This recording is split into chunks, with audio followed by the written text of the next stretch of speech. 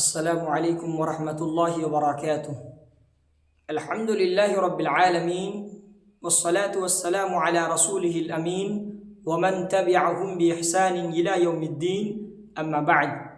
প্রিয় শ্রোতা মণ্ডলী, দার্সে রমাজানের 21তম পাঠ, বিষয় ঈদের আদব ও আহকাম।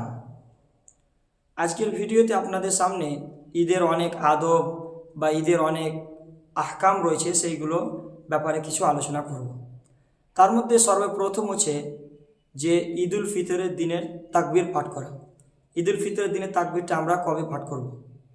তো যখনই আমরা শাওয়াল মাসের চন্দ্র দেখে নেব, যখনই রমাজানুল মোবারক মাসের শেষ দিনে সূর্যাস্ত হওয়া থেকে নিয়ে আমাদেরকে ইমামের ঈদগাহতে যাওয়ার পূর্বে পর্যন্ত আমাদেরকে এই তাকবীরটা পাঠ করতে হবে। আল্লাহু আকবার, আল্লাহু আকবার, লা ইলাহা ইল্লাল্লাহু, আল্লাহু আকবার, আল্লাহু আকবার, ওয়ালিল্লাহিল হামদ। এই তাকবীরটা আমাদেরকে সেই রমাজানুল মোবারক মাসের সূর্যাস্ত হওয়া থেকে নিয়ে ইমাম সাহেবের ঈদগাহতে যাওয়ার পূর্বে পর্যন্ত আমাদেরকে এই তাকবীরটা পাঠ করতে হবে। ছেলেদের ক্ষেত্রে যে এই তাকবীরটা আমরা উঁচু আওয়াজে পাঠ করব, আর মেয়েদের ক্ষেত্রে যেটা রয়েছে সেটা হচ্ছে যে তারা মনে মনে পাঠ করবে, তারা আস্তে আস্তে তারা পাঠ করবে, নিচু আওয়াজের সঙ্গে তারা পাঠ করবে। আর ছেলেদের ক্ষেত্রে যেটা সেটা হচ্ছে যে বিশেষ করে যখন ঈদের নামাজ আদায় করার জন্য যখন আমরা রাস্তাতে বার হব, তখন সেই রাস্তাতে চলাকালীন আমরা বিশেষ করে উঁচু আওয়াজে এই তাকবীরটাকে আমরা বেশি বেশি করে পাঠ করব। আর ঈদের সালাত আদায় করার পূর্বে আমরা জাকাতুল ফিতর, যাকে আমরা সদকাতুল ফিতর বলি, সেই সদকাতুল ফিতর আমাদেরকে আগে আদায় করতে হবে, তারপর আমাদেরকে ঈদের সালাত আদায় করার জন্য বার হতে হবে। আর যখনই আমরা ঈদের সালাত আদায় করতে যাব, তো ঈদের সালাত আদায় করার পূর্বে সর্বপ্রথমে আমরা বিজোড় খেজুর খেয়ে নিব।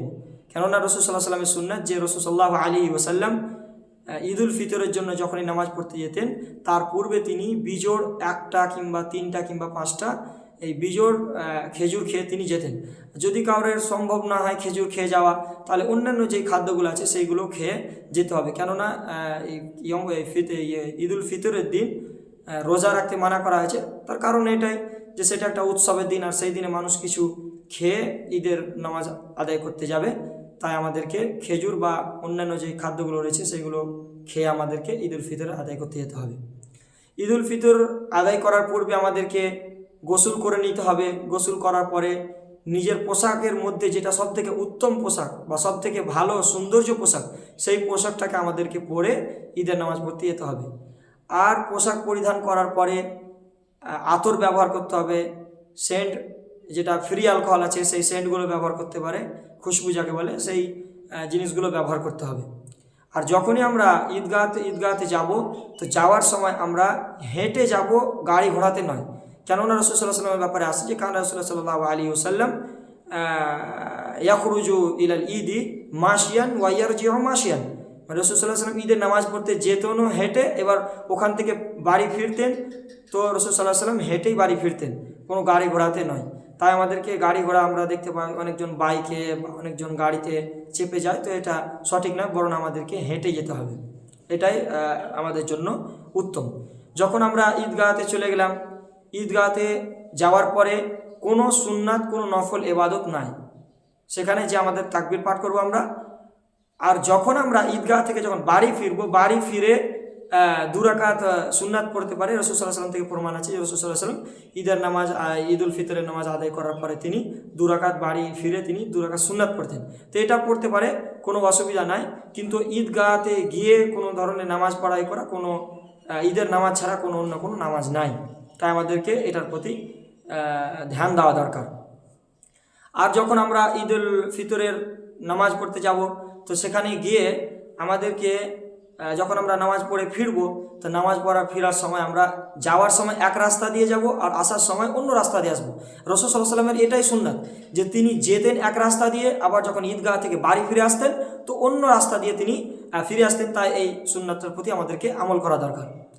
আর রাসূল সাল্লাল্লাহু আলাইহি ওয়াসাল্লামের এটা রীতিনীতি ছিল যে তিনি যখন নামাজ পড়তে যেতেন তিনি নিজের সঙ্গে মেয়েদেরকে বা ছোট বাচ্চাদেরকেও সঙ্গে নিয়ে যেতেন। আমাদেরকেও মেয়েদেরকে সাথে নিয়ে যাওয়া দরকার ঈদগাহতে। এমনকি এতটা বলা হয়েছে হাদিসে যে তোমাদের মেয়েদের মধ্যে কোনো মেয়েরা যদি মাসিক যেই রক্ত আসে হায়েজ যাকে বলে হায়েজ অবস্থায় যদি থাকে কিংবা নিফাসের অবস্থায় যদি থাকে, তাও তোমরা তাদেরকে ঈদগাহতে নিয়ে যাও।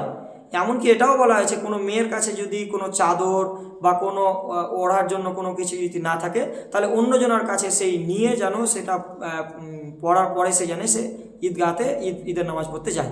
এতটা হাদিসে এসেছে। তাই আমাদেরকে আমরা ঈদের নামাজ পড়তে যাবো ঈদগাহতে, আর সঙ্গে সঙ্গে আমরা আমাদের স্ত্রী তারপরে আমাদের মা বোনেরাকে সঙ্গে নিয়ে যাব, আর শিশু বাচ্চাদেরকেও আমরা সঙ্গে নিয়ে যাব। এবার আমরা যখন ঈদগাহ চলে গেলাম, ঈদগাহতে পৌঁছে গেলাম, তখন আমাদের জন্য যেটা আমাদের কর্তব্য সেটা হচ্ছে কি, যে আমরা ঈদের সলাতের জন্য আমাদেরকে জ্ঞান থাকা দরকার, যে ঈদের সলাত আদায় করার পদ্ধতি কী। আর যদি কোনো ব্যক্তিকে যদি না জানা থাকে, তো ইমাম সাহেবের উপরে এতটা জরুরি যে সে যেন প্রথমে ঈদের নামাজ আদায় করার পূর্বে জানে সে যেন নামাজের পদ্ধতিটা বলে দেয়, যে ঈদের সলাতের পদ্ধতি কী। তো ঈদের সলাতে যেটা পদ্ধতি সেটা হচ্ছে সাধারণ যে আমরা নামাজ পড়ি সেই মতোই নামাজ পড়তে হবে, আমাদেরকে 2 রাকাত সলাত আদায় করতে হবে। আর এতে শুধু যেটা বেশি জিনিস সেটা হচ্ছে তাকবীরে জাওয়ায়েদ যাকে বলা হয়, মানে বেশি তাকবীর যেটা পাঠ করতে হয় শুধু সেটাই আমাদেরকে পাঠ করতে হবে, বাকি অন্যান্য নামাজের মতোই সাধারণ নামাজ আমাদেরকে পড়তে হবে। এবার তাকবীরে জাওয়ায়েদ যেটা আমরা পড়বো, তো সেটা কখন পড়বো, মানে তাকবীরে তাহরিমার পরে দুআয়ে সানার পরে পড়বো, না প্রথমে তাকবীরে তাহরিমা তারপরে তাকবীরে জাওয়ায়েদ তারপরে দুআয়ে সানা। এর মর্মে দুটোই পদ্ধতি রয়েছে। একটা প্রথম পদ্ধতি হচ্ছে যে প্রথমে আমরা তাকবীরে তাহরিমা আল্লাহু আকবার বলে দিলাম, তারপরে দুআয়ে সানা পড়বো, দুআয়ে সানার পরে তখন আমরা তাকবীরে যে জাওয়ায়েদগুলো আছে সেই জাওয়ায়েদগুলো পড়বো। আর দ্বিতীয় পদ্ধতি হচ্ছে যে সর্বপ্রথমে আমরা তাকবীরে তাহরিমা আল্লাহু আকবার বললাম, তারপরে আমরা যেই তাকবীরে জাওয়ায়েদ আছে সেইগুলো তাকবীরে জাওয়ায়েদগুলো পড়ে নিলাম, তারপরে তখন আমাদেরকে দুআয়ে সানা পড়তে হবে। দুআয়ে সানার পরে সূরা ফাতিহা, তারপরে অন্যান্য যে সূরাগুলো পাঠ করতে হয় সেই সূরাগুলো আমরা পড়ব। এটাই হচ্ছে পদ্ধতি। এবার আমরা জেনে নিই যে আমাদের যে তাকবীর যে আমরা পাঠ করব সেই তাকবীরের সংখ্যাটা কি।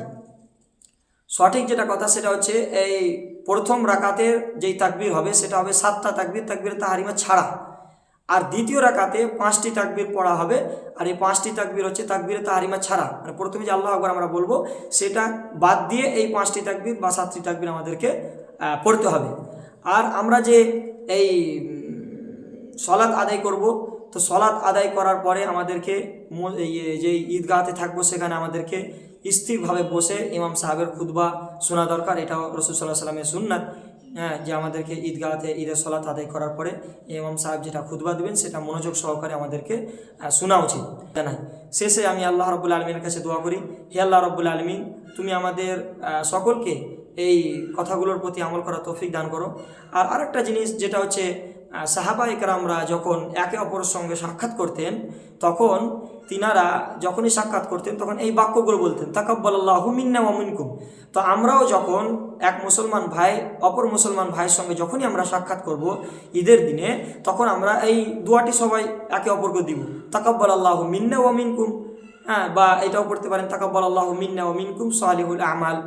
তো এই ধরনের বাক্যগুলো আমাদেরকে বলা দরকার। শেষে আল্লাহ রাব্বুল আলামিনের কাছে দোয়া করি, আল্লাহ রাব্বুল আলামিন ঈদের যে আদব বা আহকাম সেইগুলোর প্রতি যেন আমরা আমল করতে পারি, তার তুমি তৌফিক দান করো, আমিন। আসসালামু আলাইকুম ওয়া রাহমাতুল্লাহি ওয়া বারাকাতুহু।